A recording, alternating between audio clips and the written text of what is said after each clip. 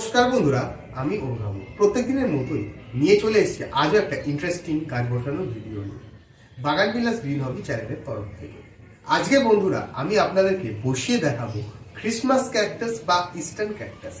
তো এই গাছ বসানোর সঠিক পদ্ধতি এবং কি ধরনের মাটি ব্যবহার করা হয়, এর জন্য পট মিক্সিং কি ধরনের করতে হয় সেটাও দেখাবো, এবং এই গাছ কি ধরনের পটে বসালে ভালো হয়, ইনডোরে রাখলে ভালো হয় না আউটডোরে রাখলে ভালো হয়, সব তথ্য আপনাদের এই ভিডিওর মাধ্যমে তুলে ধরব। বন্ধুরা দেখুন, এই গাছটি আমি বাজার থেকে কিনে এনেছি মাত্র 80 টাকা মূল্যের বিনিময়।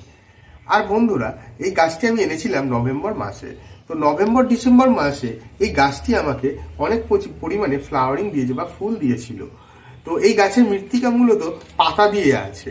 তো বন্ধুরা যেহেতু শীত চলে যাচ্ছে, এই গাছের ফ্লাওয়ারিংও কমে যাচ্ছে, তাই আমি নভেম্বর মাসে গাছটিকে রিপোর্টিং করিনি যাতে ফ্লাওয়ারিংটা আমি সঠিকভাবে পাই।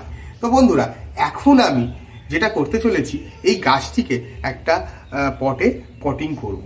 এর জন্য বন্ধুরা যে যে উপকরণগুলো লাগবে সেগুলো আমি আপনাদের সামনে দেখাচ্ছি। তার আগে বন্ধুরা কিছু কথা বলে রাখি, এই গাছ মূলত পার্বত্য অঞ্চলের গাছ আর পাহাড়ি অঞ্চলের গাছ, যার ফলে এর সয়েল প্রিপারেশনটা সম্পূর্ণ ডিফারেন্ট আমাদের এই সমভূমি অঞ্চলের তুলনায়। এখানে আমাদের মাটির পরিবর্তে কিছু শুকনো পাতা আর বেলে মাটি ব্যবহার করতে হবে, তবেই এই মাদার গাছটিকে আমরা গ্রো করতে পারবো এবং নেক্সট শীতের সময় এ থেকে প্রচুর পরিমাণে ফ্লাওয়ারিং বা ফুল পেয়ে থাকবো। তো বন্ধুরা দেখে নেওয়া যাক আমি কি ধরনের সয়েল প্রিপারেশন তৈরি করছি। বন্ধুরা আমি নিয়ে নিয়েছি প্রায় 60% পরিমাণে শুকনো পাতা।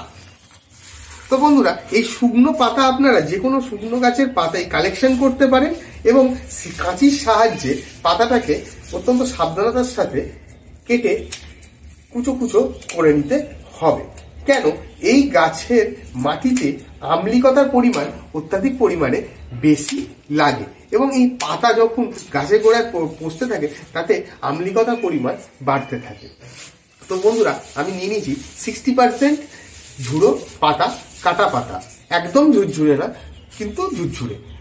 এর সাথে নিয়ে নিয়েছি বন্ধুরা 20% ভার্মিক কম্পোস্ট আর নিয়ে নিয়েছি বন্ধুরা 20% নর্মাল গার্ডেন সয়েল। এবার বন্ধুরা আমি এই পট মিক্সিংটাকে তৈরি করছি। তা আমি বন্ধুরা প্রথমে কিছু পরিমাণ ভার্মিক কম্পোস্ট সুন্দর করে এই পাতার সাথে মিশিয়ে নেব।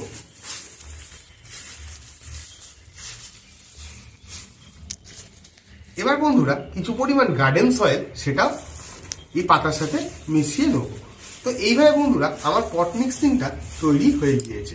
আর বন্ধুরা মাথায় রাখতে হবে গাছে যাতে ক্ষতি না হয় বা ফাঙ্গাস লেগে না যায়, আপনারা চাইলে এই মাটিতে কিছু পরিমাণ ফাঙ্গাসাইডের ডাস্ট মিশিয়ে দিতে পারেন। 1 চামচ ফাঙ্গাসাইড আপনারা আপনাদের পরিমাণ মতন যে টবে বসাচ্ছেন সেই হিসাব অনুযায়ী মিশিয়ে নেবেন। তো বন্ধুরা এই জাতীয় একটা সয়েল প্রিপারেশন মোটামুটি আপনারা তৈরি করে নিতে পারেন অতি সহজেই। এইবার বন্ধুরা আমি নিয়ে নিয়েছি দুটো ছোট ছোট টব এবং টবে আমি করেছি প্রচুর হোল। ইভেন টবের গায়েও যাতে মাটির মধ্যে সহজে অক্সিজেন প্রবেশ করতে পারে এবং জল নিষ্কাশন ভালো হতে পারে, টবের গাতেও আমি বন্ধুরা করে নিয়েছি 2-1টা করে হোল টবের চারিদিকে। এইবার বন্ধুরা আমি যে কাজটা করব, যে টবের নিচে কিছু পরিমাণ গার্ডেন সয়েল দিয়ে দেবো মোটামুটি 1 ইঞ্চি পরিমাণে। দুটো টবে আমি একইভাবে গার্ডেন সয়েল দিয়ে নিচ্ছি বন্ধুরা। এরপর বন্ধুরা আমি যে কাজটা করব, এই পাতা মিশ্রিত বালি মাটি আর ভার্মিক কম্পোস্টটিকে নিয়ে আমি টবের মধ্যে দিয়ে দেবো আরো 1 ইঞ্চি।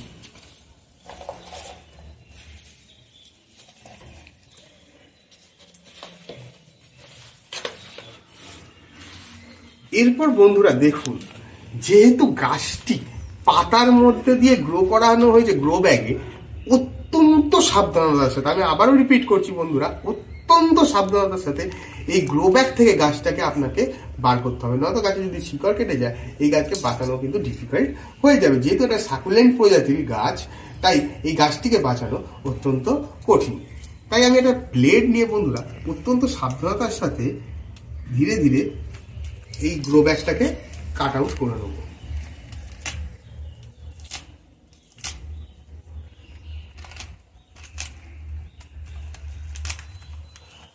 এবং দেখুন বন্ধুরা, এই গ্রো ব্যাগের মধ্যে গাছের শিকড়টা কিভাবে ছড়িয়ে আছে, এবং এতে গ্রো ব্যাগটা যখন তৈরি করা হয়েছিল বা গাছটিকে বসানো হয়েছিল তখন তাতে প্যারালাইটের ইউজ করা হয়েছে।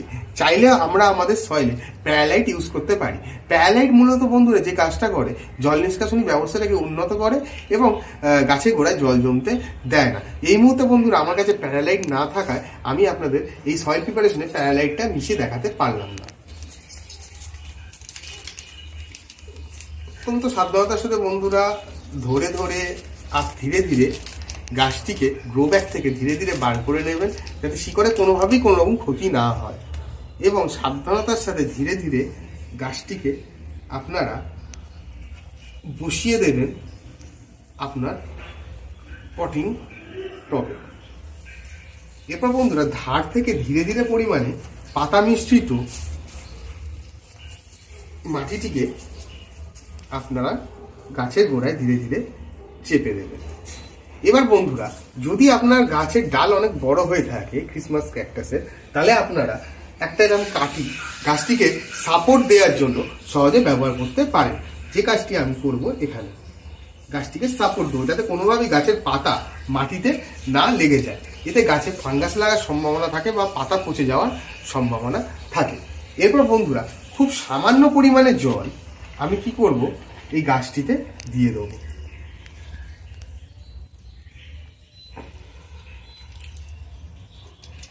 বন্ধুরা বলে রাখা ভালো, এই গাছটিকে আপনারা রোদে রাখতে পারেন, তবে অতিরিক্ত রোদ না, হালকা রোদে রাখলেই ভালো। আর এই গাছটি মোটামুটি শীতকালে ভালো ফুল দিয়ে থাকে, মানে শীতের আবহাওয়ায় ভালো ফুল দিয়ে থাকে, যেহেতু এটা পার্বত্য অঞ্চলের গাছ। এবং এই গাছটি মানে সহজে মরে না, হাডি গাছ, কিন্তু গাছের শিকড়টার দিকে আপনাদের নজর রাখতে হবে, কোনোভাবে শিকড় যাতে ক্ষতিগ্রস্ত না হয় আর ফাঙ্গাসাইড না লাগে। তো বন্ধুরা আমি বাইরে থেকে আর একটু ফাঙ্গাসাইড স্প্রেও করে দেবো।